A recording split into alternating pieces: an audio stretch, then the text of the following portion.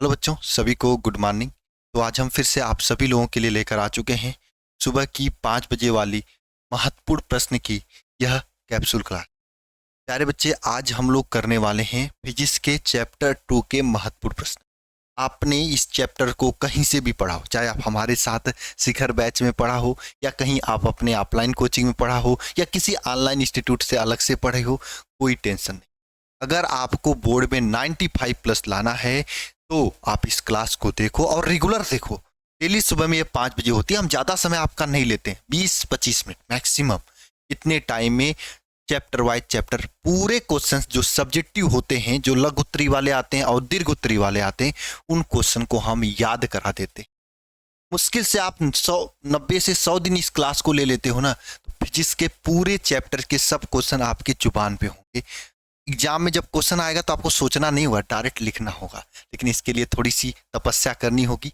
सुबह में 5 बजे डेली यह क्लास होती है ना, रोज होती है। 20 से 25 मिनट की आपको देखना होगा। मान लो आप 5 बजे नहीं उठ पाते हो तो 5:30 बजे, 6 बजे, 6:30 बजे, जब भी आप उठते हो, पहला काम, जैसे आप उठने के बाद क्या करते हो, लैट्रिन करते हो ना, पहला काम ये होना चाहिए। लैट्रिन के साथ में कर सकते हो इस काम को। यह क्लास देखना, रेगुलर देखोगे, जबरदस्त फायदा होगा। धीरे धीरे करके पूरा चैप्टर याद हो जाए। ठीक है, तो चलिए चैप्टर की शुरुआत करते हैं। हाँ, सबसे पहले माँ सरस्वती का सभी लोग नमन करो सुबह सुबह, और नीचे कमेंट बॉक्स में सभी लोग श्रद्धापूर्वक माँ सरस्वती, नीचे जय माँ शारदे लिखो। और संकल्प लो कि आज पूरे दिन पूरा दम लगा के पढ़ाई करोगे, अपने लिए, अपने मम्मी पापा के लिए और हमारे लिए, है ना, नाम को रोशन करने के, है ना। तो चलिए, और हाँ, अटेंडेंस अटेंडेंस जरूरी है। सब लोग अटेंडेंस लगा दो जो रेगुलर बच्चे हैं, है ना। #अल्फा इंस्टीट्यूट, नीचे अपना नाम कमेंट बॉक्स में। अटेंडेंस जरूरी है, क्योंकि अगर आप शुरू से क्लास ले रहे हो, लास्ट तक लेते रह गए, तो समझ लेना सबसे बड़ा गिफ्ट आपको रिजल्ट के बाद मिलने वाला है, जो रिजल्ट आपके हाथ में आए, है ना। हालांकि हम भी गिफ्ट आपको बीच बीच में देते रहेंगे। जो बच्चा रेगुलर रहेगा उसके घर हम भेजते रहेंगे कुछ गिफ्ट। लेकिन हाँ, उससे पहले आप सभी लोगों के लिए ये रहेगा, अटेंडेंस जरूरी है। ठीक है ना। चलिए, अब हम क्वेश्चन की ओर चलते हैं। चैप्टर 2 का पहला क्वेश्चन आप सभी लोगों के सामने है। पढ़ना सभी लोग क्या है, वैद्युत विभव की परिभाषा दीजिए तथा इसका विमा लिखिए। देखो, वैद्युत विभव क्या होता है, इलेक्ट्रिक पोटेंशियल क्या होता है, बहुत सारे बच्चों को तो याद होगा। अच्छी बात है, याद होना भी चाहिए, और ये क्लास याद कराने के लिए ही हमारी है ना प्यारे भाई। तो आपको क्या करना है, तुरंत नीचे कमेंट बॉक्स में इस वैद्युत विभव की परिभाषा लिख देनी है, जिसको याद है ना। क्योंकि कॉपी कलम तो लिए नहीं होगा, लेना भी नहीं है कॉपी, इसका नोट्स भी बनाना नहीं है। नोट्स बनाने की जरूरत ही नहीं है। हम 4-5 क्वेश्चन कराएंगे तो याद कर लेना, दिमाग में सेव कर लेना, का नोट्स बनाने की जरूरत है ना। आपको याद है, यहीं पे करा देंगे। तो वैद्युत विभव क्या होता है बताओ, क्या लिखो कि परिभाषा में वैद्युत विभव की, किसी एकांक आवेश को, है ना, एकांक आवेश या किसी आवेश को, ये देखो, ये क्या लिखा हुआ, ये 8 लिखा हुआ है, नहीं, लेटा हुआ 8 है, इसको बोला जाता है अनंत, है ना। क्या बोला जाता है, अनंत, है ना। तो किसी आवेश Q को, है ना, अनंत से उठाकर वैद्युत क्षेत्र में स्थित किसी बिंदु तक लेकर आने में किया गया कार्य और आवेश का अनुपात क्या कहलाता है, वैद्युत विभव कहलाता है। क्या लिखोगे परिभाषा, किसी किसी किसी आवेश पुस्तक में Q को अनंत से, है ना, वैद्युत क्षेत्र में, वैद्युत क्षेत्र में स्थित किसी बिंदु तक लेकर आने में किया गया कार्य तथा आवेश पुस्तक में Q का अनुपात क्या कहलाता है, वैद्युत विभव कहलाता है, वैद्युत विभव कहलाता है। यानी किसी आवेश को अनंत से वैद्युत क्षेत्र में स्थित किसी बिंदु तक लेकर आने में किया गया कार्य और आवेश का अनुपात क्या कहलाता है? विभव कहलाता है। और इसे जो हम लोग किससे प्रदर्शित करते हैं? इसे भी से क्या करते हैं? प्रदर्शित करते हैं, प्रदर्शित करते हैं। इसे किससे प्रदर्शित करते हैं? भी से प्रदर्शित। वैद्युत विभव भी इज इक्वल टू क्या होता है? डब्लू अपान क्यू होता है, ये फार्मूला। वैद्युत विभव V is equal to W upon Q, ये फार्मूला होता है ना, ये फार्मूला होता है। ठीक है? आगे चले, चलो आगे एक बात और करनी है, इसका मात्रक है ना, विभव का मात्रक। हालांकि आपको तो याद ही हो गया होगा ना, विभव का मात्रक क्या होता है? विभव का मात्रक मेरे प्यारे साथियों बताओ, विभव का मात्रक क्या होता है? विभव V is equal to W upon Q है। तो मात्रक में क्या लिखेंगे? डब्लू का मात्रक जूल, जूल, और क्यू का मात्रक क्या लिखेंगे? अपान कूलाम। ये इसका मात्रक लिखेंगे, जूल प्रति कूलाम। या फिर इसका एक और मात्रक होता है, उस मात्रक का नाम क्या है बताओ? वोल्ट। एक मात्रक और क्या होता है? इस मात्रक का नाम क्या होता है? वोल्ट। ये दो मात्रक होते हैं ना। अच्छा, विमा की बात कर लेते हैं प्यारे साथियों से अपने। विभव का विमा, विभव का, एक एक चीज कनेक्ट करके याद कर लो, है ना। विमा क्या होता है? विभव का विमा बताओ। और हाँ, ये जो किताब आने वाली हम लोगों की वरदान वाली है ना, आपके सितंबर अक्टूबर के महीने में, उसी किताब में पूरी चीजें दी गई है ना। हाँ सभी लोग, ठीक है। विभव का बीमा क्या होता है बताओ? भी का बीमा इक्वल टू क्या होगा बताओ? डब्लू का बीमा अपान क्यू का क्या होता है? बीमा होता है। डब्लू का बीमा क्या होता है?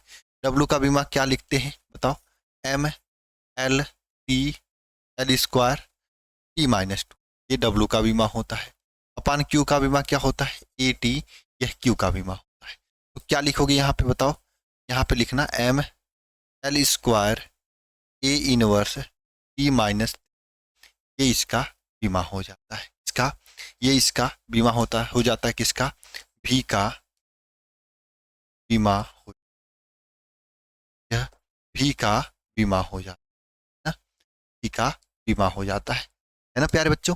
इस तरीके से चीजों को एकदम कनेक्ट करके पढ़ना, और एग्जाम में आए तो ऐसे ही लिखना पूरा, है ना।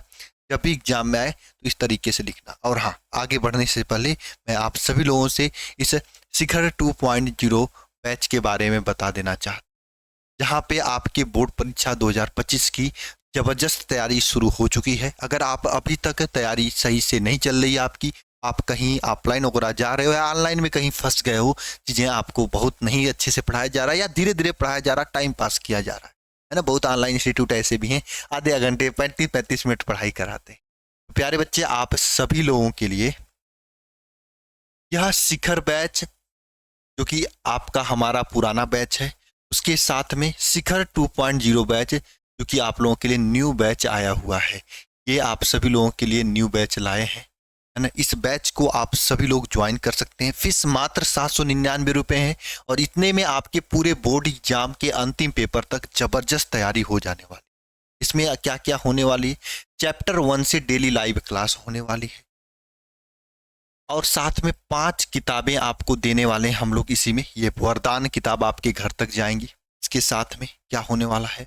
Daily live doubt class, study material में आपको किताबें मिलेंगी घर तक, आपको मैंने बता दिया। साथ में पीडीएफ मिलेगा, ठीक है। क्लास नोट्स का पीडीएफ, 1 शॉट रिवीजन क्लासेस, है ना, हर एक चैप्टर का, ताकि आप पढ़ के चीजें भूल ना सको। इसके साथ में महत्वपूर्ण प्रश्न, मॉडल पेपर, गेस्ट पेपर, पिछले 5 साल क्वेश्चन पेपर, और सभी विषय इसमें आपको पढ़ाया जाएगा। एक इससे भी बड़ी बात प्यारे बच्चे, आप सभी लोगों के लिए यह है कि यह जो बैच है भाई, इस बैच का सिलेबस हम अक्टूबर तक कंप्लीट कर देंगे। अक्टूबर के बाद ये सब चीज़ें चलनी शुरू हो, मॉडल पेपर, गेस्ट पेपर, पिछले 5 साल क्वेश्चन, ये सब चलने शुरू हो जाएगी। ये आपके लिए बहुत जरूरी बात है। अच्छा, इसके साथ में मैं आप सभी लोगों को बता देना चाहता हूँ यहाँ पे, भाई आप इस बैच का हिस्सा अगर बन रहे हो तो आप ये सोच के आना कि सर के साथ कम से कम 7 से 8 घंटे पढ़ना है, कम से कम में मैक्सिमम 11 घंटे तक हम आपको बैच में पढ़ाएंगे, और इसी फीस में 799 रुपये में सभी विषय पढ़ाएंगे। ये नहीं कि 799 फिजिक्स का चाहिए, 799 केमिस्ट्री का, नहीं, पूरा विषय physics chemistry math biology Hindi English मात्र 799, किताब भी उसमें है ना आपकी घर तक। और 7 से 8 घंटे और मैक्सिमम 11 घंटे तक आपकी क्लासेस चलेंगी। सर इतना आप पढ़ाओगे तो हम कब रिवीजन करेंगे अपने से? भाई आपको, अगर आप हमारे इस बैच का हिस्सा बन गए ना, तो आपको रिवीजन अपने से करने की जरूरत नहीं, हम खुद रिवीजन कराएंगे। हमें पता है क्लास 12 के बच्चों के पास 100 बच्चे में से 5 बच्चों को ठीक से रिवीजन करने का तरीका पता हो। सही बता रहे हैं, सही तरीके से सेल्फ स्टडी करने का तरीका पता होगा। सभी बच्चों को नहीं पता होता है ना। उन बच्चों को पता होगा जो बच्चे पैसे वाले प्राइवेट स्कूल में पढ़ रहे होंगे, या शहर वाले बच्चे।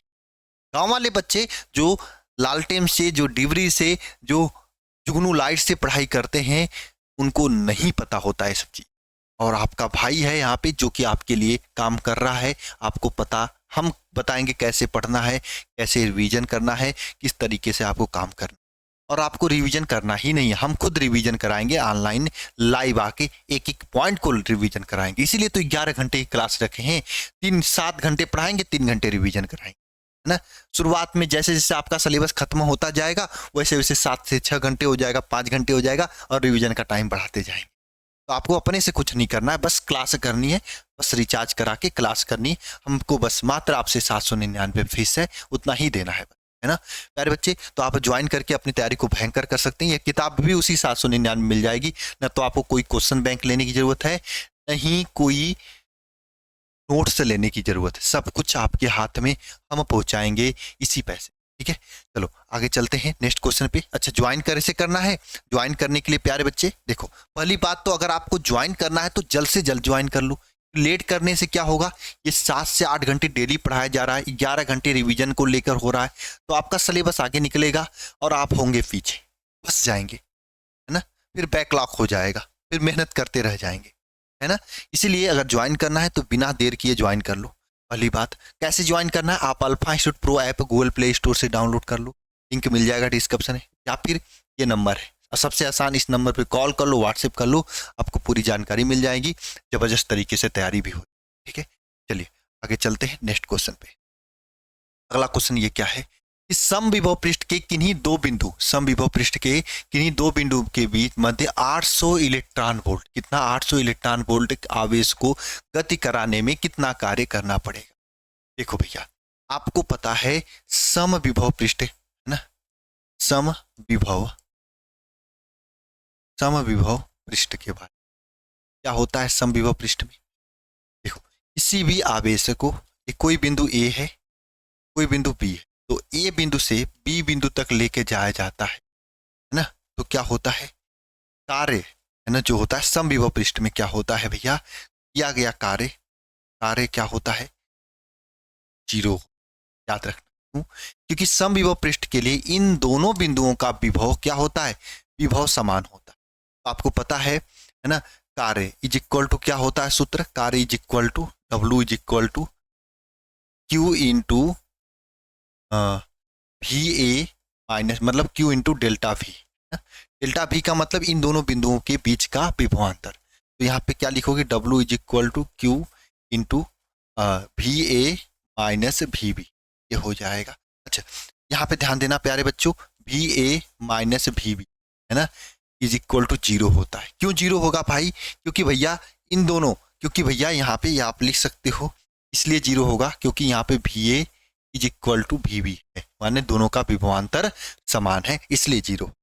तो यहाँ पे क्या लिख सकते हो? W इज इक्वल टू क्या लिखोगे? Q इंटू VA, यहाँ पे 0 लिख दो ना, इंटू 0, तो कार्य क्या हो जाएगा? 0 हो जाएगा। तो समविभव पृष्ठ में आगे के लिए याद कर लेना, किया गया कार्य क्या होता है? 0 होता, 0 होता है ना। चलो अगला क्वेश्चन पे चलते हैं प्यारे बच्चे, और ये सब आपके बोर्ड में पूछे वाले प्रश्न है। अच्छा, एक इलेक्ट्रॉन और एक प्रोटॉन समान विभव से त्वरित किया जाता है, तो किसका वेग बराबर होगा? ये क्वेश्चन है, बताओ किसका वेग क्या होगा, किसका वेग अधिक होगा, ये पूछा जा रहा है। तो देखो, समान वेग से त्वरित किया जाता है तो किसका वेग अधिक होगा, ये क्वेश्चन आपसे है पूछा हुआ। कैसे करोगे प्यारे भाइयों? जरा कोई कर सकता है तो बताना, बोलो। देखो, आपको पता होना चाहिए, है ना। समान वेग से किया जाता है तो किया गया कार्य W इज इक्वल टू किसी भी आवेश के लिए Q इंटू भी, है ना, Q इंटू डेल्टा भी होता है। और कार्य यहाँ पे अगर लिखना चाहो तो कार्य W इज इक्वल टू आप क्या लिख सकते हो, 1/2 mv² लिख सकते हो, is equal to Q into delta. तो वेग की बात हो रही तो यहाँ से वेग लिखोगे तो v² is equal to 2q dot delta V upon यम लिख सकते हो, है ना। यहाँ से वेग v का मान निकलना चाहो तो अंडर रूट में 2q डेल्टा भी बटे यम लिख सकते हो। अब देखो भाई, यहाँ पे कहानी माजरा यहाँ से आता है कि विभव भी इज इक्वल, क्या माजरा है, विभव भी इज इक्वल टू माजरा यह है अंडर रूट में क्या है यहाँ पे मान 2q डेल्टा भी अपान यम। अच्छा, यहाँ पे यह है कि यम जो है भैया ये किसका द्रव्यमान है, इसका द्रव्यमान है ना, द्रव्यमान है ना, द्रव्यमान है। तो अगर देखोगे तो जो आपका m है, इलेक्ट्रॉन का द्रव्यमान कम होता है प्रोटॉन के द्रव्यमान, ना, कम होता है। आप जानते होंगे आप सभी लोग प्रोटॉन का द्रव्यमान अधिक होता है ना पी, है ना प्यारे बच्चे। इलेक्ट्रॉन का द्रव्यमान कम होता है 9.1 इंटू 10⁻31 होता है, 2.7 करके होता है ना। तो ये द्रव्यमान कम होता है। तो यहाँ पे देखो 36 का आंकड़ा है, यहाँ देखो ये ऊपर है ये नीचे है। अगर इसका द्रव्यमान कम होगा तो इसका वेग अधिक होगा, है ना, सीधी सी बात है। अतः यहाँ से स्पष्ट है भैया कि इलेक्ट्रॉन का क्या होगा, वेग अधिक हो जाएगा, अधिक होगा। यहाँ से यह बात स्पष्ट है, इलेक्ट्रॉन का वेग अधिक होगा। यह बात यहाँ से एकदम क्लियर रूप से क्या है, स्पष्ट है, कोई डाउट नहीं होना चाहिए। तो इस तरीके से आप यहाँ से बता सकते हो कि समान विभव से, यानी विभव भी का मान समान है ना, विभव भी का मान समान होता है क्योंकि समान विभव लिखा है। और आवेश Q का मान भी समान होता है क्योंकि इलेक्ट्रॉन पर भी आवेश 1.6 इंटू 10⁻19 होता है और प्रोटॉन पे भी इतना होता है। बस इलेक्ट्रॉन पे माइनस होता है, प्रोटॉन पे प्लस होता है, तो प्लस माइनस से कोई मतलब तो है नहीं। कुल खेला यहाँ पे द्रव्यमान का है। अब द्रव्यमान प्रोटॉन का अधिक होता है इलेक्ट्रॉन की अपेक्षा करें तो भैया इलेक्ट्रॉन का वेग अधिक होगा, जिसका द्रव्यमान कम होगा उसी का वेग अधिक होगा क्योंकि द्रव्यमान नीचे है ना। चलो अगला क्वेश्चन चलते हैं हम लोग। अगला क्वेश्चन क्या है, विभव प्रवणता की परिभाषा दीजिए। अगर आपको आ रहा है तो नीचे कमेंट बॉक्स में कमेंट कर दो ताकि इससे चीजें अच्छे तरीके से कनेक्ट होती हैं, दिमाग में याद होती हैं प्यारे बच्चों, है ना। देखो विभव प्रवणता क्या होता है, अच्छा समझ। देखो विभव प्रवणता की बात करें तो देखो दूरी के साथ, है ना, दूरी के साथ विभव परिवर्तन है ना, दूरी के साथ में अगर विभव परिवर्तन हो रहा है ना, परिवर्तन के दर को क्या कहते हैं, बताओ वो क्या कहते हैं, विभव प्रवणता कहते हैं। दूरी के साथ विभव परिवर्तन के दर को क्या कहते हैं, विभव प्रवणता कहते हैं। और इसे जो है डेल्टा भी से क्या करते हैं, प्रदर्शित करते हैं। इसे जो है डेल्टा भी से प्रदर्शित कर, और डेल्टा भी विभव प्रवणता डेल्टा भी इज इक्वल टू क्या हो जाएगा यहाँ पे सूत्र, विभव परिवर्तन की दर, विभव परिवर्तन बटे दूरी ना, यही हो जाएगा। यानी लिखो क्या, डेल्टा भी बटे डेल्टा यह, ये हो जाएगा विभव प्रवणता का सूत्र, है ना। क्या लिख सकते हो यहाँ पे, इसके बराबर विभव प्रवणता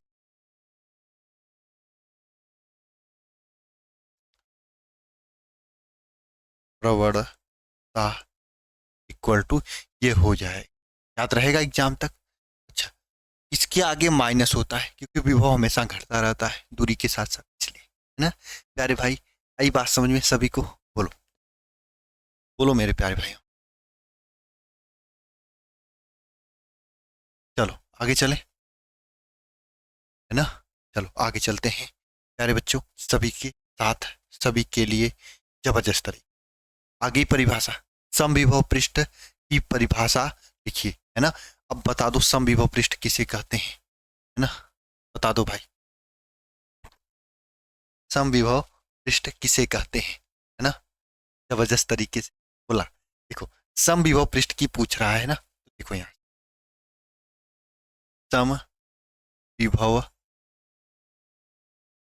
पृष्ठ क्या होता है बताना।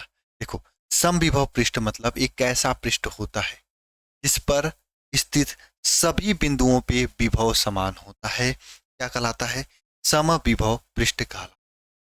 क्या लिखोगे परिभाषा, ऐसा पृष्ठ इस पर स्थित सभी बिंदुओं, सभी बिंदुओं पर क्या हो, पर क्या हो, विभव समान हो, विभव समान क्या कहलाएगा, समभव पृष्ठ कहलाता है। ऐसा पृष्ठ जिस पर स्थित सभी बिंदुओं का विभव समान हो। देखो नाम से भी स्पष्ट है, नाम इसका है भैया, तो देखो तो सम है, फिर उसके बाद विभव आ रहा है, तो यानी ऐसा पृष्ठ जिस पे विभव समान हो उसे क्या कहते हैं, समविभव पृष्ठ कहते हैं, है ना। ठीक है, समविभव पृष्ठ मतलब एक ऐसा पृष्ठ जिस पर स्थित सभी बिंदुओं पे क्या हो, विभव समान हो, समविभव पृष्ठ कहते हैं। एक बात याद रखना जो कि आज ही अजी मैंने बताया, सम विभव पृष्ठ, सम विभव पृष्ठ, पृष्ठ में किया गया कार्य क्या होता है, किसी किसी आवेश को, किसी आवेश को एक बिंदु से, एक बिंदु से, बिंदु से, है ना, दूसरे बिंदु तक, दूसरे बिंदु तक ले कर जाने में क्या गया कार्य क्या होता है, शून्य होता है। लेकर जाने में किया गया कार्य क्या होता है, शून्य होता है। यह बात आपको याद रखनी। समविभव पृष्ठ में एक आवेश को एक बिंदु से दूसरे बिंदु तक लेकर जाओगे तो किया गया कार्य शून्य होगा, है ना प्यारे बच्चे। चलिए अब आगे चलते हैं नेक्स्ट क्वेश्चन की ओर, है ना। ये क्वेश्चन अगला है, क्या है, संधारित्र किसे कहते हैं और संधारित्र की परिभाषा दीजिए, ताकि ये क्वेश्चन का मुझे सलूशन कराना चाहिए। लेकिन मैं सोच रहा हूँ ये क्वेश्चन आप लोगों के लिए दे दूं। क्यों आप लोगों के लिए दे दूं, क्योंकि प्यारे बच्चे, है ना, अ, समय आपके 22 मिनट के ऊपर हो रहा है ना। ठीक है, और मैं 20 से 25 मिनट की बात बोलता हूँ। चलो चलो नहीं कर ही लेते हैं, छोड़ो जाने दो, 22 मिनट हो, आप लोग पता नहीं करोगे कि नहीं करोगे, है ना, मैं ही कर देता हूँ। संधारित्र क्या होता है, आप लोगों को पता होगा संधारित्र क्या होता है। अच्छा ये सब प्रश्न पता है कहाँ से करा रहे हैं, अपनी किताब से करा रहे हैं। जब किताब आपके हाथ में जाएगी ना, जबरदस्त तरीके से पूरा याद रहे, है ना। देखो संधारित्र क्या होता है बात कर लेते हैं। देखो संधारित्र एक ऐसा समायोजन होता है, संधारित्र, संधा एक ऐसा समायोजन, एक ऐसा समायोजन होता है ना, इसमें किसी भी चालक का आकार बिना परिवर्तन किए उसमें आवेश को संचित करा। मतलब समझ लो कि आपका पेड़ भी बाहर नहीं निकलेगा, आप जितना मन करोगे उतना खा जाओगे, है। तो संधारित्र एक ऐसा समायोजन होता है जिसमें चालक का आकार को बिना हम परिवर्तन किए उसमें पर्याप्त मात्रा में क्या कर सकते हैं, आवेश को समायोजित कर सकते हैं, आवेश को भर सकते हैं। क्या लिखोगे, संधारित्र एक ऐसा समायोजन होता है जिसमें किसी चालक किसी चालक का आकार बिना परिवर्तन किए पर्याप्त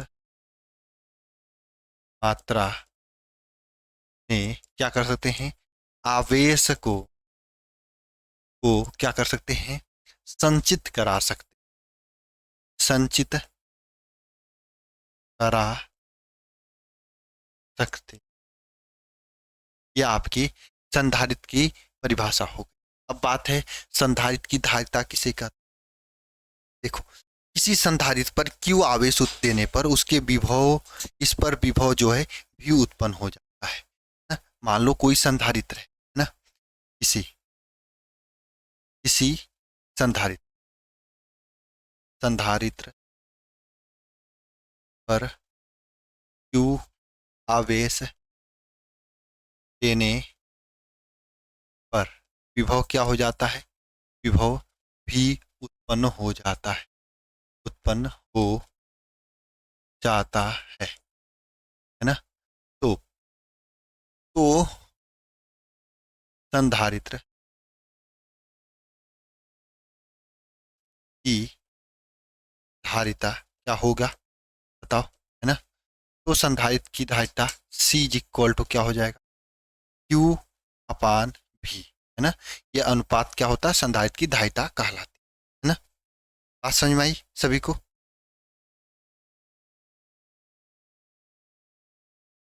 है ना। तो यहां से क्या लिख सकते हैं, किसी संधारित्र पर दिए गए आवेश से उत्पन्न विभवांतर के अनुपात को क्या कहते हैं, संधारित्र की धारिता कहते हैं। तो यहां से आप परिभाषा लिख सकते हैं, क्या लिख सकते हैं, संधारित्र की परिभाषा का को क्या लिख सकते हैं, यही लिख सकते हैं, किसी, क्या लिख सकते हैं, किसी चालक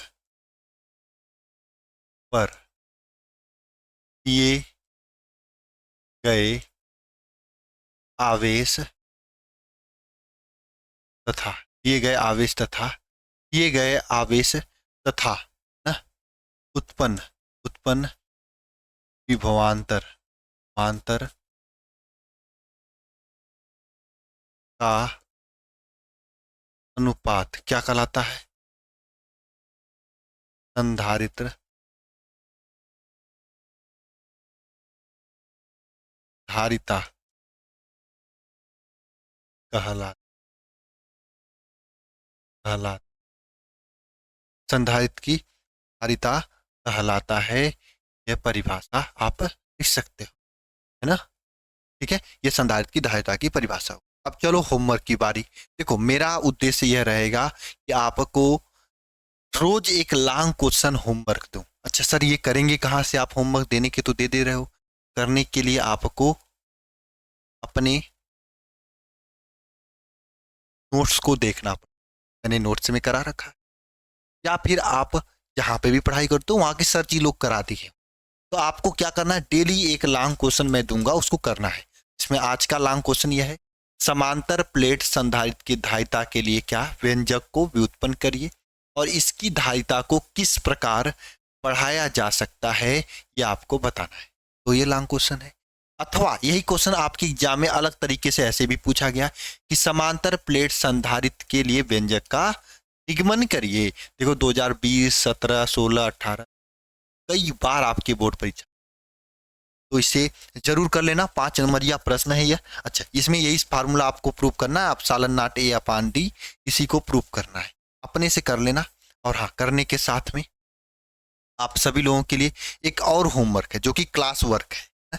इसका आंसर आपको कमेंट बॉक्स में करके बताना है ना, कि निम्नलिखित में से वैद्युत विभव का मात्रक कौन है, और कमेंट बॉक्स में अपने नाम के साथ में कमेंट करना है इसका आंसर, ताकि मैं नाम भी आप लोगों का पढ़ सकूं।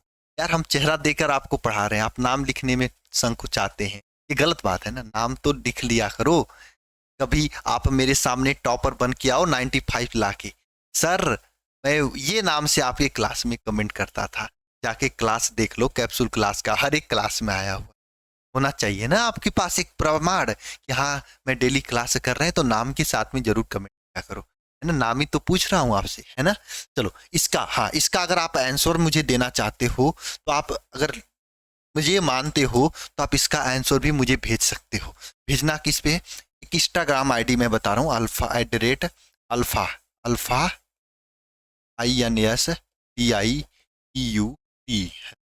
_ इस पे आप हमें भेज सकते हो इस क्वेश्चन का सलूशन भी, है ना। मैं देख लूंगा तो मुझे पता चल जाएगा क्या गलतियां हैं, आपको क्या सुधार करनी चाहिए, ये सब मैं बता दूंगा। या फिर एक टेलीग्राम नंबर बता रहा हूँ, टेलीग्राम नंबर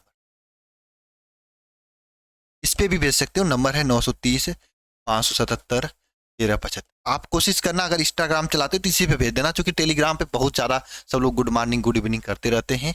इंस्टाग्राम पे भी करते हैं, लेकिन इंस्टाग्राम पे फिल्टर लगा लेता हूँ, है ना।